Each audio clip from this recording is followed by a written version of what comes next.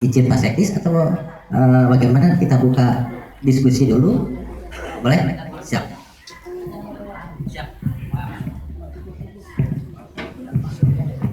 Terima kasih Pak Sekis, Pak Habib dari Dinas Perikanan dan Peternakan Kabupaten Bogor, Pak Sekretaris Dinas PMD Kalimantan Utara. Untuk sesi ini kita mungkin ada pertanyaan dari teman-teman kepala desa atau kelompok yang pembudidaya, karena kami tahu bahwa kita di Kabupaten Kalimantan Utara itu ada beberapa kelompok-kelompok yang sudah membudidayakan jenis ikan patin, ikan nila, ikan lele, tapi masih menggunakan terpal. Ya, mungkin barangkali ada hal-hal atau kendala-kendala bagaimana supaya produksinya lebih bagus, terutama kan bagaimana mencegah zat-zat kimia yang terkandung dalam air itu sehingga kualitas ikannya akan lebih baik. Mungkin itu yang bisa ditanyakan teman-teman, biar lebih bisa fokus. Setelah ini kita ke lokasi menyimak sedikit, karena mohon maaf Pak Sek, ini setelah dari sini rencana masih ada satu lokasi lagi yang akan kami kunjungi di Gunung Putri yang khusus untuk bidang pertaniannya, sehingga hari ini mungkin kami barangkali mohon maaf Pak tidak bisa menjangkau semua apa yang Bapak sudah gampangkan tadi, tapi insya Allah apa yang sudah Bapak ceritakan dan ini akan bisa melihat bisa menjadi banding atau tiruan kami nanti setelah teman-teman desa pulang. Oke, kami buka kesempatan dua pertanyaan. Pak Ketua Desa, silakan. Ada dari belakang ya, silakan. Ya, sebut nama Pak, dari desa mana? Nama saya Mus Mulyadi dari Desa Tapubaya sebagai anggota PPD Desa Tapubaya.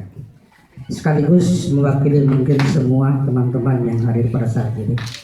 Yang perlu kami pertanyakan adalah, walaupun kita mau lihat area yang begitu luas, tapi yang perlu kita tanyakan adalah bagaimana cara budidaya ikan itu supaya dia berkembang.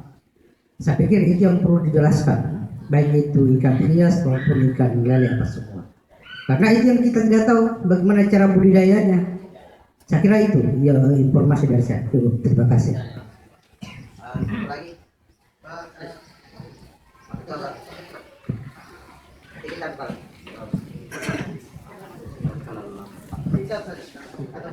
Terima kasih.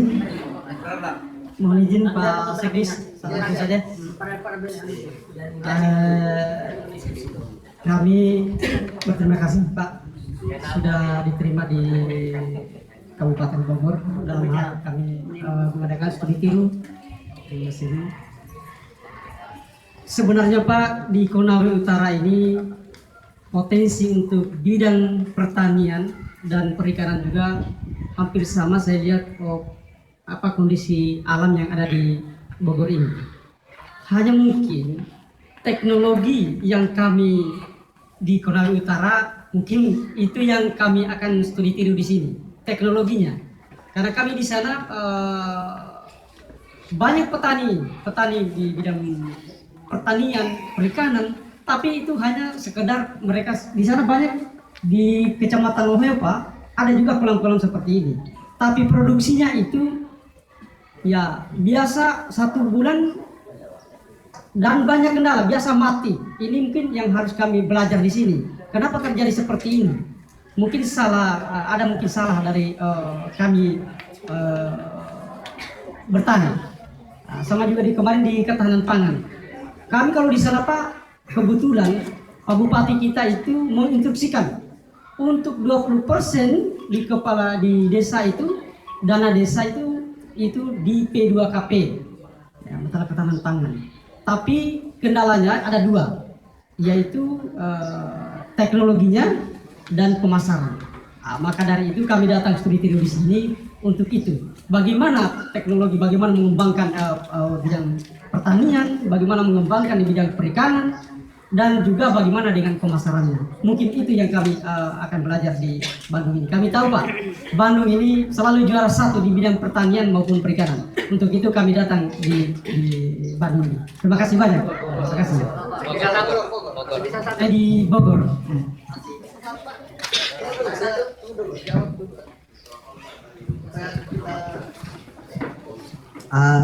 Nanti kita berkasih sedikit ya Pak, langsung kita jawab Pak Sekis.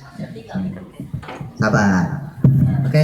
Mungkin dari Bapak yang tadi bagaimana teknis Pak budidaya. Kalau teknis ini memang saya pikir terlalu waktu untuk kita menerangkan secara teknis di sini, makanya ini kalau saya boleh izin kan gitu kan, dengan waktu singkat ini bisa saja Pak menerangkan secara teknis bagaimana detail budidaya ikan lele, budidaya ikan nila, ikan mas, karena masing-masing punya karakter kan gitu.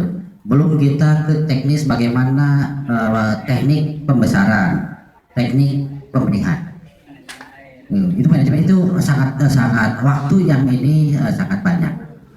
Dan perlu, mungkin tidak bisa 1-2 hari perlu ini. Tapi saya harap bapak-bapak bukan berarti itu menjadi suatu kendala untuk mendapatkan ilmu.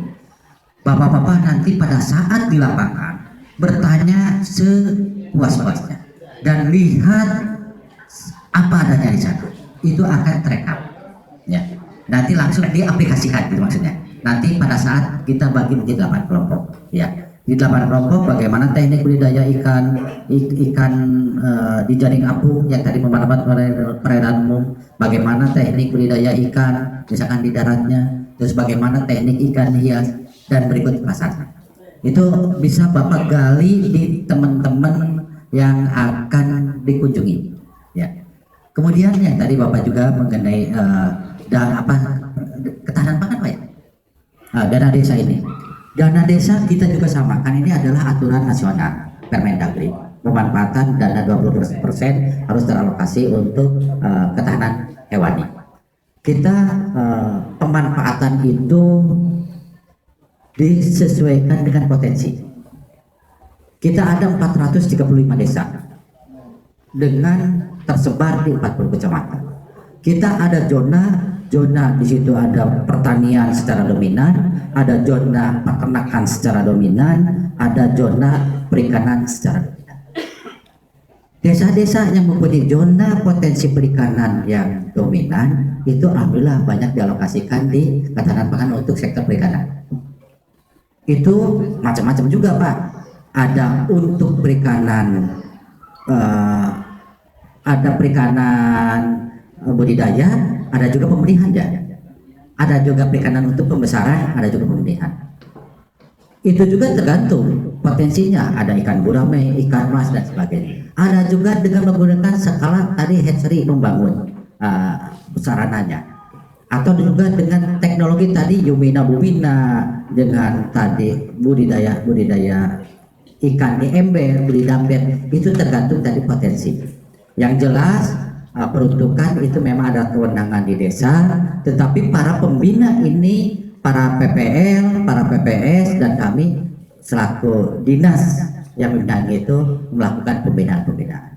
Alhamdulillah untuk pemanfaatan ini kita, kalau tidak salah saya masih terekap datanya untuk pengembangan sektor perikanan dari dana APBD yang masuk untuk ketahanan pangan kurang lebih 6 miliar dari untuk beberapa desa itu waktu itu ada sekitar kurang lebih ya miliaran lah Pak ya.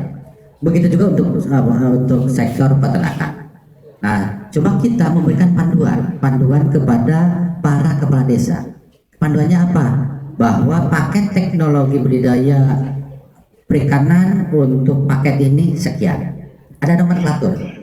Kita kerjasama dengan Bapeda memberikan tadi warning-warning susunan nomenklatur. Kita mengisi susunan nomenklatur itu sebagai indikator atau pijakan para kepala desa dalam rangka pemanfaatan yang dana 20% itu untuk sektor perikanan. Itu Pak. Jadi kita memberikan panduan. Oke, itu mungkin Pak. Terima kasih.